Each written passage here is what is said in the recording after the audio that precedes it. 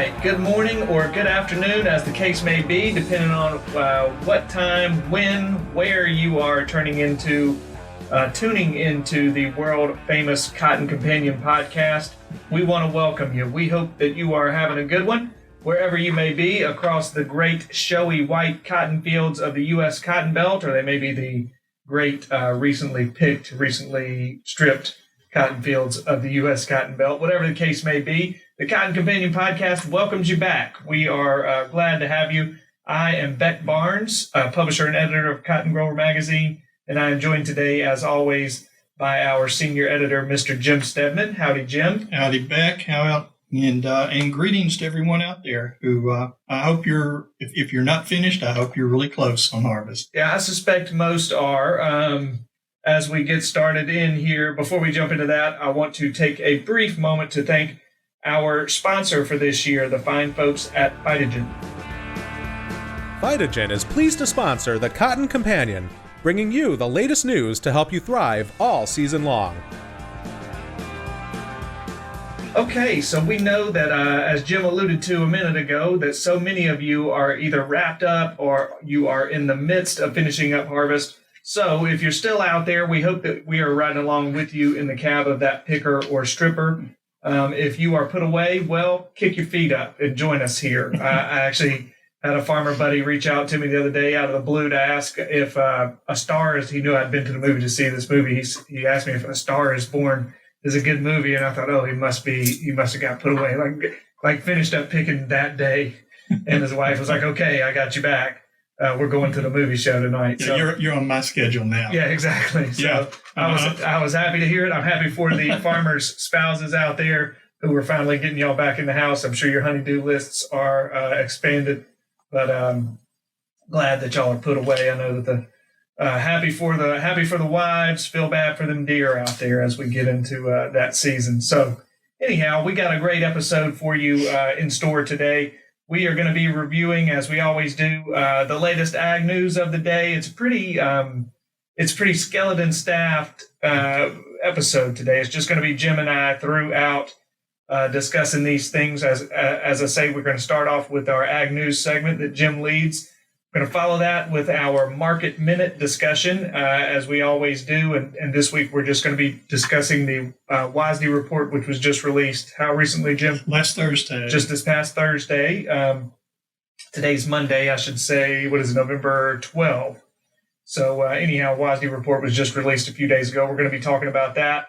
And then after that, we're going to have our One Big Thing segment, which we do at the end of each episode. And I believe today we are going to be talking about the re-registration news, re-registration of dicamba news that just came down the pipe here in the past week or so that I know has been kind of a hot topic. So I don't want to get too far ahead of myself here. We are going to dive right in here with Jim. I know we want to talk crop progress and we want to talk some payments that have been come back around, Jim. So don't let me step on your toes there. Take it away. Okay. Well, since we're hoping everybody is either finished or is successfully in the fields picking or stripping their cotton right now, let's start with the crop progress report, and this would be the report as of November 4th. As we said here today, it is the Veterans Day holiday for the U.S. government, so USDA will not be releasing their most recent report until tomorrow afternoon, as a matter of fact. So, but we'll take a look at this based on the numbers from a little over a week ago. Bowls were open, quite honestly, on about 90, 95%, 100% of the crop, depending on what state you're in. So we're not worried too much about that figure anymore. Cotton harvest, as of November 4th, we had 49% of the crop harvested, which is just slightly below our 5-year average of 52%. You look at some of the numbers, and particularly when you look into the Mid-South states, we're talking about 80, 85, 90, 91% of that harvest already complete. So we're moving right along as things go. Cotton condition, we're still sitting here with things in threes, in three separate compartments. We're talking about the crop. 33% of the crop is still rated good to excellent. 32% of the crop is still rated fair. And now we're up to 35% of the crop into that poor, very poor category. And we can certainly thank Hurricane Michael and continued rainfall through and bad weather basically through most of the cotton belt, just as everybody was ready to roll to the fields. So that's kind of our crop report at this point. Let's move ahead to our next topic. This broke about just about a week ago. Basically, Ag Secretary Sonny Perdue has indicated that he expects USDA to announce in December payment rates applicable to the second 50% of the 2018 production of crops that are eligible for the market facilitation program. In early September, USDA announced the program and the beginning of the sign-up period at that point that runs until January 15th of 2019. The payment rate for cotton on the first 50% of 2018 production is 6 cents a pound for both upland and extra long staple. Secretary Perdue noted that the payment rates are expected to remain the same for the second 50% of production. So obviously USDA wants you folks to visit your Farm Service Agency office, sign up for the program, and certify your total 2018 production once harvest and ginning of the crop is complete. And I realize things are running a little bit behind for some folks, but check with your Farm Service Agency office on that. Production records data will be required if producers are selected for a spot check to confirm actual production certified for the program. And for cotton, you can use either warehouse receipts or gin bale listings for production evidence. Crop insurance records also generally are a good source of documentation, but they shouldn't be used if quality loss adjustments have reduced the production to count at this point. You have until May 1st of 2019 to certify your final 2018 production for the program. If you want more information, either check with your Farm Service Agency or go online to www.farmers.gov. You can find more information there. Now, obviously, at the risk of sounding like a broken record, because we've talked about this before, keep December 7 in mind. That's the deadline for landowners and producers on farms with generic base acres to make the necessary decisions they need to make as part of the seed cotton ARC PLC implementation for the 2018 crop year. You're going to need to allocate generic base acres to seed cotton base and other covered commodity base acres. You're going to have to establish or update a PLC payment yields for seed cotton, elect either ARC County or PLC for seed cotton base for the 2018 crop year, and then go ahead and enroll the farm in either program for 2018. If you still need additional resources, examples, and information, the best place to find that at this point is probably on the National Cotton Council website, and that's www.cotton.org. Very good, Jim. I thank you. You know what? I don't have this in our script that we read off of, or our guideline that we go off of here. But while we're tossing out newsy items, I want to do a very self-serving newsy item and request of y'all listeners to check your inboxes, your email inboxes. If you are a Cotton Grower e-News subscriber, we sent a e-blast out to y'all asking for your input in the Cotton Grower 2019 acreage survey. Nobody knows better than you guys and gals kind of what the mood is out there in the cotton belt in terms of how much acreage will be out there next year. And we always rely heavily on y'all's expertise to conduct this survey. It's a very tenuous proposition because y'all are asking this Ole Miss boy who has never been terribly strong in math to do all of this data compilation. But I assure you, I have smart people who check behind me, like Jim Steadman here. So we will get the number right, but it just depends on what you all tell us the number should be. So check those email inboxes.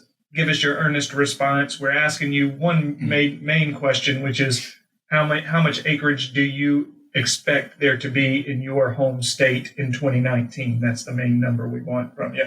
So anyhow, be on the lookout for that. There's my very self-serving news item. Sure, and I think from a math perspective, we can get that sorted out pretty quickly as long as we don't have to go to Common Core math, which I just absolutely completely do not understand. Tim's got a couple of one middle schooler and one grade schooler at home, so he's more familiar with that new complexity. Yeah, it really shows my age because I look at the math and go, I can get that answer, but that's not the way I go. Yeah, right. Yeah, there's some new stuff out there. So anyhow, I want to rein us in for a minute here. Before we go any further, we want to pause and bring you a message from our sponsor, Phytogen. Our cotton grower custom content editor, Robin Sickberg, recently had the chance to sit down and talk with Phytogen cotton development specialist, our old Tennessee buddy, Chris Main. And so we're happy to hear from the both of them right now. Hello, I'm Robin Sickberg, custom content editor for Meister Media Worldwide, publisher of Cotton Grower Magazine. My guest on this program today is Chris Main, Cotton Development Specialist with Phytogen. Chris, it's good to have you on the program. Thank you, Robin. It's good to be here. Chris, this year was the third year growers planted Phytogen W3FE varieties with the Enlist weed control system. It seemed to be pretty well received by growers because there was wide adoption of this technology all across the cotton belt. Why do you think growers like these varieties? Robin, let me first say a little bit about our varieties, and I'll talk a little bit about the weed control system with Enlist. Our newest Phytogen W3FE varieties produce higher yields and loan values compared to the competitor brand averages across all 2017 official variety trials. We only advance varieties that have improved performance over ones that are currently available in the field, meaning that producers can count on excellent performance of our new Phytogen cottonseed harvest after harvest. I see. And I know all of these new varieties come with the Enlist cotton trait. What other traits do they offer? In addition to the Enlist cotton trait, Phytogen varieties offer Wide Strike 3 insect protection, a 3-gene Bt technology in cotton that provides season-long insect protection against a wide spectrum of damaging lepidopteran pests, including improved control of cotton bollworm. Additionally, our varieties also offer exclusive Phytogen breeding traits to provide growers peace of mind against seasonal pest and disease challenges such as bacterial blight, root knot nematodes, and verticillium wilt. Obviously, a big part of the appeal of the W3FE varieties is the ability to control weeds with the Enlist weed control system. So can you tell us a bit more about how the Enlist system works? Sure, Robin. Phytogen is the first and only cottonseed company to offer varieties with the Enlist cotton trait. That gives producers the ability to use 3 different herbicide modes of action: 2,4-D-choline, glufosinate, and glyphosate. This helps eliminate tough-to-control and herbicide-resistant weeds on their farms. With multiple herbicide tolerances, farmers have the flexibility to control weeds for improved weed resistance management in their production system. Chris, I know that flexibility is important for cotton growers. What are the herbicides that growers can use with this program? First, Enlist 1 herbicide is a straight goods 2,4-D choline product that provides tank mix flexibility with qualified tank mix partners such as glufosinate or glyphosate herbicides. Enlist Duo is a convenient proprietary blend of 2,4-D choline and glyphosate that allows growers to have exceptional weed control with reduced drift potential and near zero volatility from 2,4-D. Thanks, Chris. On the next podcast, we'll continue to talk about the benefits of the Enlist weed control system, but until then, growers can get more information at phytogen.com and enlist.com. All right, very good. Thank you, Robin and Chris Main. Thank you, Phytogen, for that. We are going to keep things rolling here with our Market Minute. And if there's anything impacting cotton prices these days, you can surely find it in that WSDA report, which was just released on Thursday of last week, if I recall correctly. So, Jim, tell us what that thing had in store for us this time around. Well, I think the overall reaction or overall mood of this report for November were reductions. WSDA looks at both U.S. production and world production, and plus supply and demand. And for the U.S. balance sheet for November, it's showing lower production, lower consumption, lower exports, and lower ending stocks. USDA has reduced the anticipated production by 1.35 million bales, due primarily to decreases in the southeast, which reflects the impact, obviously, of Hurricane Michael. Domestic mill use is down 100,000 bales, and exports are reduced to 500,000 bales. Projected ending stocks for the 2018-19 marketing year are 700,000 bales lower this month, basically at 4.3 million bales. Now, we obviously work with our good friend Dr. O.A. Cleveland on a weekly basis, and he provides some input on certainly on this report and everything else. And some of the comments he made recently about this report, he's basically saying trading range of 75.5 to 80.5 cents remains in place and is really kind of locked in until some new fundamental is uncovered. His comment, of course, any news of any kind of resolution in the tariff issues are going to boost prices, while a continuation of the tariff is going to keep the market pretty much range bound at this point. He's concerned about the significantly lower carryover level that the report showed. He says obviously it's going to help support prices in the current trading range, and will help ensure an increased planted acreage of cotton in the U.S. for 2019. So there's OA's input for our acreage survey. He's saying things are going up. He says, well, at least they're not going to go down. Yeah. At this point. He says, however, the biggest issue is one of the biggest issues is going to be meeting the export forecast, simply because so much cotton, as he said several weeks ago, all of the high quality cotton for this crop year is already out of the field. Anything that's left out there right now is going to be lower grade.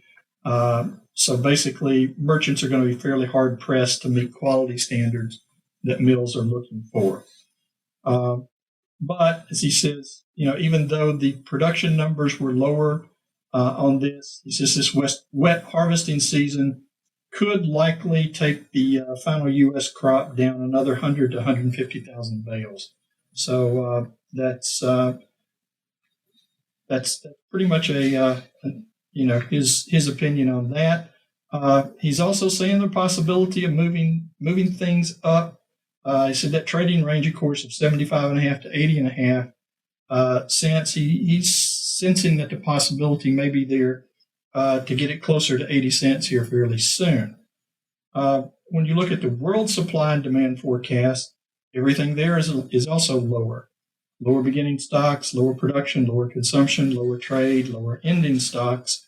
A lot of this month's there's a reported decline of, again, 500,000 bales in global beginning stocks. Forecast global production is reduced by 2.3 million bales, and that's primarily due to smaller expected crops in the U.S. and other cotton-producing countries. Consumption down 875,000 bales, with global ending stocks 1.8 million bales lower this month. So that basically takes ending stocks down from in the past month from basically 74.5 million to 72.6 million bales. So that ending stock, that primary the primary carryover numbers that we've been looking at and working with for the last couple of years, particularly with numbers out of China, we're starting to see that glut of cotton that's sitting out there is finally starting to break up. Well, I know it's good news, and it's a bitter pill to swallow. It's the old double-edged sword. You want supply to be tight at the end of the year. We just would prefer us in the U.S. not being the ones who are having a crop that suffers, that makes supply tight. Mm-hmm. But to put a positive spin on it, I remember having conversations with farmers back when, when was it, 08, 09, 2010, when we had drawn acreage back significantly, and those prices were still just floundering, and there was this feeling of despair. It's like, what we're finding out is the world doesn't care how much the U.S. plants. The price is not going to respond if we don't plant an acre of cotton in the whole country, which is, of course, hyperbole. But, that was the feeling, that prices weren't going to respond no matter how bad our crop was. It seems like what OA is suggesting and what the markets are likely to reflect is at least the market is responsive if we don't produce as much as we thought we were going to now. And that's largely because what Jim touched on at the tail end there, we don't have this glut of stocks in Asia and China that are just kind of unnaturally propping up global stocks anymore. So at least the market is responding to our troubles, is what I'm trying to say in a rather long-winded way of saying it. And I want to point out, too, that neither Beck nor I are economists. Right. We are simply, humble reporters who take information and process it and try to share it with you as best we can. But the one thing about the market right now is there are parts of it that are relatively bullish and parts of it that are very bearish. And it's kind of rare to have the market have both of those dichotomies in there at the same time. So that's one of the things that I think is keeping the market where it is at this point, as I understand it. But until something happens to get it to move one way or the other, and hopefully it moves toward the bullish side, we're just kind of in a pattern that we're stuck in right now. Yeah. Nobody wants to see it go north of that 80-cent trading range, more so than the two editors at Cotton Grower Magazine. Believe us, we're right there with y'all. So anyhow, we want to rein that discussion in. We want to move on to our last item of the day, our one big thing for this episode, and we decided to kind of examine this news that came down the pipe a week ago, maybe October 31st. So a little over. It was a happy Halloween surprise. A little under 2 weeks ago now. Right. When we found that dicamba would in fact be re-registered. That was it seemed like for a while there it was touch and go over whether or not that was going to happen, especially around here in Memphis. We are at the very center of the Mid-South region, and as you might well know, it is this topic of dicamba has been a hot topic around here over the past couple of seasons. So, Jim, what did we find out? Well, I think first of all, you got to give EPA credit on this. It had been anticipated that we would have some sort of verdict from EPA on this re-registration one way or the other, probably by mid-November. So it was really kind of a surprise to see the announcement come out right at the end of October.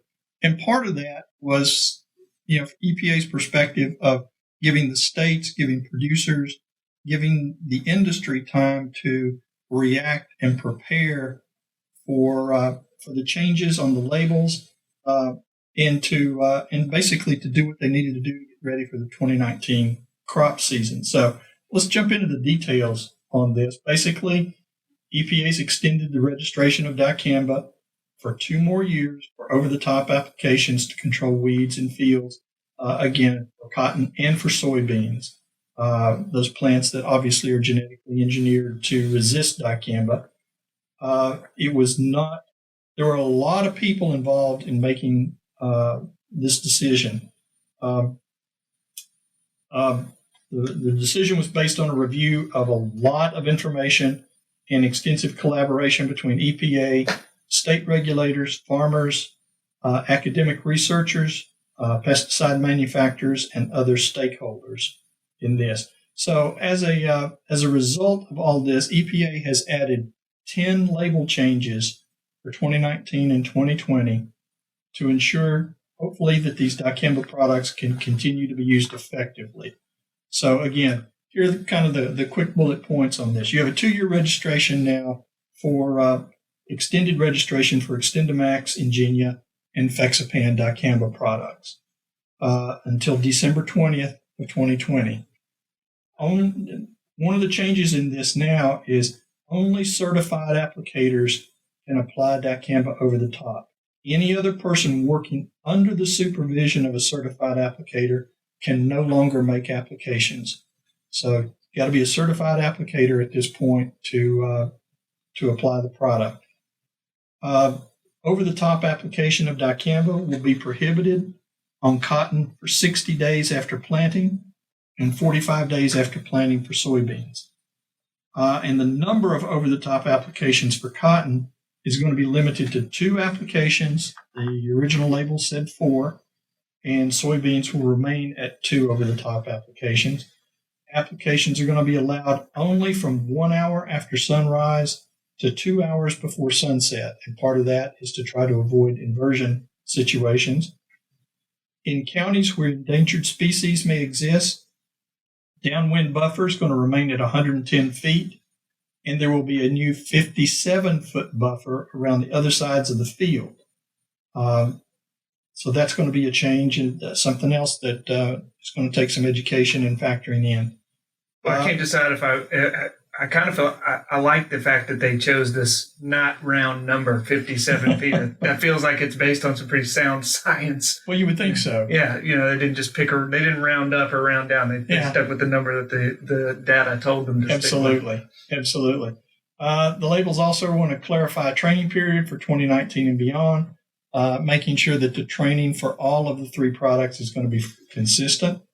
There will be enhanced tank cleanout instructions for the entire system. There will be an enhanced label to improve applicator awareness on the impact of low pH on potential volatility of dicamba. And then there's also just some cleanup work within the label to improve compliance and enforceability. We've got, just preliminary looking at, preliminary follow-up and research on this. These initial labels from EPA for these 3 products are reported to be at least 40 pages long. Oh, boy. So there's a lot of searching and digging and examination of these labels that are going on at the university level at this point. And also, one thing we found out last year, individual states looked at the label, but also added their own specifications or restrictions for use. That will probably continue. That option is still going to be there for the next 2 years. So it's good news from the perspective of growers are still going to have a valuable tool in their toolbox to help take care of pigweed and other tough to control weeds. But it's going to be just the restrictions on it are going to be just a little bit tighter, and obviously things folks will be watching and making sure that the applications are going on correctly. Yeah, and to be sure, from at least from anecdotal stuff that I heard from the field this year was that, especially here in the Mid-South, specifically in Tennessee, I spoke with Larry Steckel at a field day, and he told me that incidents of complaints were trending better this year than they had the prior year. So we certainly hope that that continues to be the case. Yeah, in fact, Larry, who's a great resource for this topic, has if you go online to news.utcrops.com, you'll find a Call of the Week podcast that was done by the University of Tennessee Extension folks. It's dated November 2nd. Basically, it's an interview with Larry, who goes into as much detail as he can at this point on it. Obviously, there are still going to be some other changes and things to do, but it's a very well done interview, and highly recommend it as a good source for information right now. Absolutely, that should be your second favorite ag podcast, if you feel me. So anyhow, good deal, Jim. I want to thank you again for leading us in that discussion. So all right, that is going to just about do it for this installment. I believe this was the 35th installment of the Cotton Companion podcast. I got the thumbs up from my partner in crime there, so I was taking a stab, but he told me I'm right. So we just want to thank you for tuning in with us. We appreciate your support out there. We hope that you are enjoying the podcast. We want to once again thank our sponsors, Phytogen, for sponsoring us, as they graciously do. And again, we just want to thank you sincerely for joining us. If you like what you're hearing, please do tell your buddies, your farmer friends about this podcast, The Cotton Companion. You can get to our podcast in 3 easy ways. You can tell them that they can get to our podcast in 3 easy ways. The first is to simply go to our website, cottongrower.com, and adding a /companion to that URL such that it reads cottongrower.com/companion. And there you'll come to a landing page that features all 35 of our previous episodes that you could choose from by topic. The second way to get to us is to subscribe to our channel on iTunes. If you have an Apple product and you're familiar with using iTunes on your smartphone or the little podcast app, go ahead, go in there, search in the podcast app for Cotton Companion. Just type in Cotton Companion, and it'll pull us up. You can subscribe there. Do us one better. Leave us a rating after you subscribe. Let us know how you think we're doing. We appreciate any and all feedback. The third, and in my opinion, best way to make sure you catch each and every episode of the Cotton Companion podcast is to sign up for our weekly e-newsletter. Jim here works hard to pack that thing with all of the relevant news of the day, and they hit your email inboxes like clockwork each Tuesday morning. Occasionally, they will be there on Thursday mornings as well. You can do that by going again to the website, cottongrower.com/subscribe, and there you'll find very intuitive sort of prompts that lead you to subscribe to the e-newsletter. Also, final thing, make sure you follow us on social media. We are at Cotton Grower Mag on Twitter, and on Facebook, you can find us by simply searching for Cotton Grower Magazine. We hope that you are enjoying our latest issue, which at this point is you may be getting the November issue. There we go. Any moment now. Yeah, it's hitting mailboxes as we pod. So be on the lookout for that one. It's a good one. We are currently in production on our December issue, which you will be finding in your email inboxes the second week of December, or rather in your actual snail mail mailboxes in the second week of December. Anyhow, again, last thing, I want to thank our sponsors from Phytogen. This podcast is produced by Mr. Tyler Hatch, who works at the mothership, Meister Media Worldwide in lovely Willoughby, Ohio. My name is Beck Barnes, and I will be back with you in 2 weeks for the next episode of The Cotton Companion. For now, on behalf of my own Cotton Companion, Mr. Jim Steadman, we wish you and your operation all the best. Phytogen thanks you for listening to this edition of The Cotton Companion. To learn how you can thrive with Phytogen, go to phytogen.com.